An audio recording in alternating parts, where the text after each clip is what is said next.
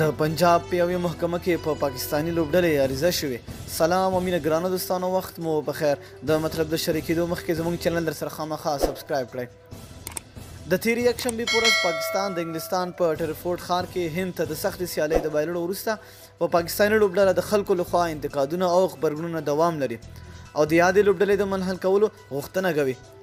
د پاکستان د سما ټلویزیوني شبکې د تازه خبر له مخې یو کس د پنجاب په ګوجرانواله محکمه کې د پاکستان لوبډلې په ضد عریضه کړې او په عریضه کې د پاکستان لوبډلې او د سلیکشن کمیټې په ټولو غړو د بندیز غوښتنه کړې ده.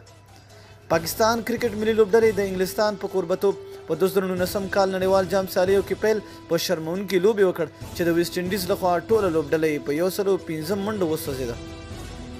پاکستاني لوبډلې د روان نړیوال جام سیالیو په تیرو شوو لوبو کې یوازې یوه لوبه هغه هم د انګلستان څخه ګټلې ده، پاتې نورې بایللې خو یوه یې مساوي شوې هم ده.